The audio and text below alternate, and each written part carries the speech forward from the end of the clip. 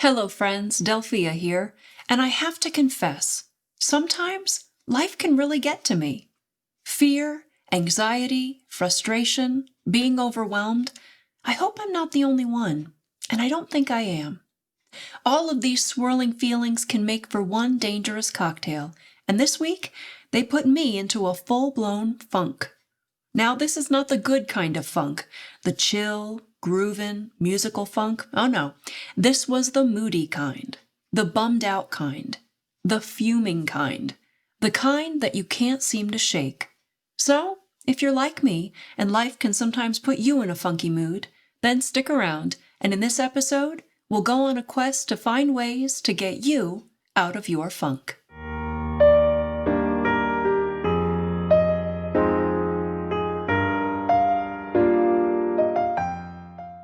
Getting into a funk is a snowball effect, and I've found that my funk starts small, but that four things will invariably give it power and weight and cause it to grow.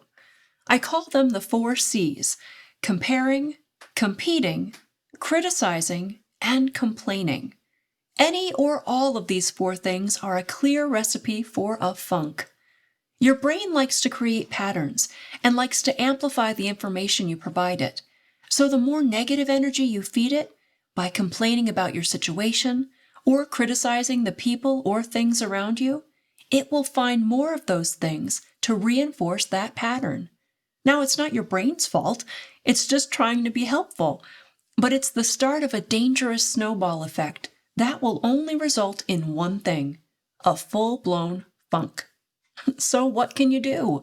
Well, you can avoid the 4 C's, and not just avoid them, but also combat them with their exact opposites. Instead of comparing, find inspiration in what someone else is doing. Instead of competing, find ways to join forces. Instead of criticizing, notice the positive contributions someone is making to your life. And instead of complaining, find something to be grateful for. Defeating the 4 C's is a great first step to getting out of whatever funk you may find yourself in.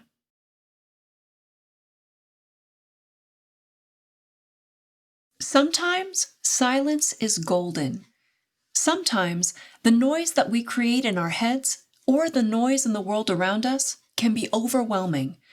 And if it doesn't put us in a funk, noise definitely makes it worse.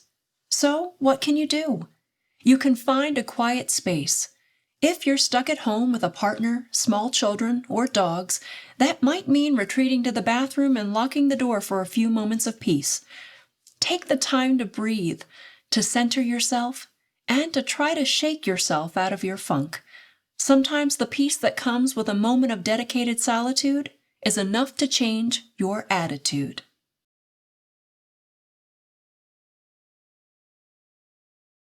Take a hike. We know the good that physical activity can do for our emotional health. Raising our heart rate increases our blood flow and circulation, and our brain begins releasing feel-good chemicals like endorphins and adrenaline. So, take a hike, or a walk, or a stroll, or just get up and leave the room. Sometimes a change of scenery is enough to change our mood. Who knows, escaping the space of your funk may just be what you need to shake that funk altogether.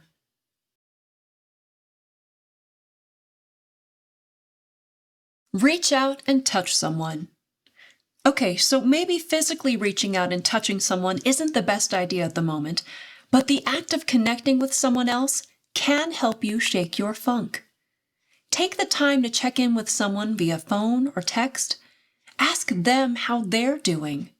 Be intentional about getting out of your own head and directing your love and care energy outward to someone else. Who knows? You may be helping them get out of their own funk, too.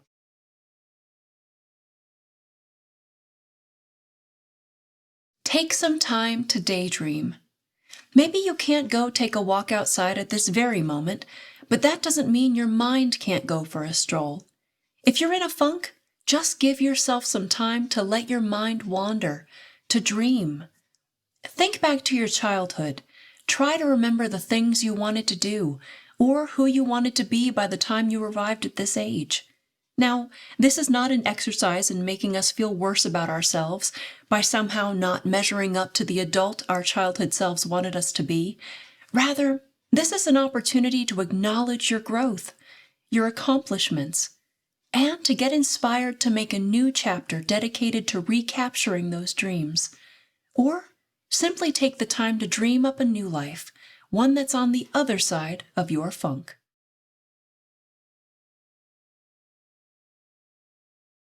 Funk is not forever.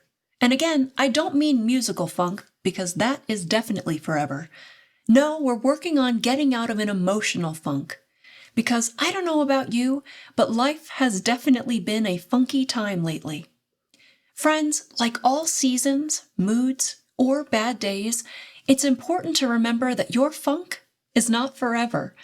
So, if you need to indulge in your bad feelings, if you need to wallow in some sadness, seethe in some anger, rage in some frustration, then do it.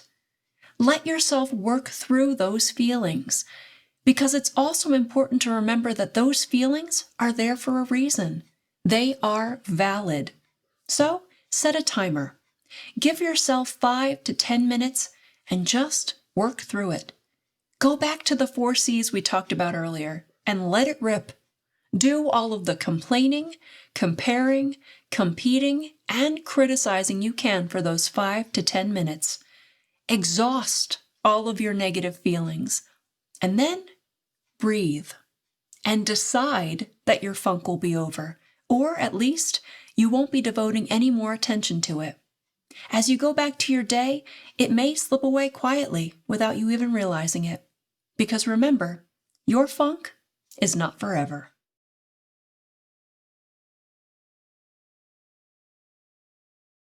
Friends, that's going to do it for me.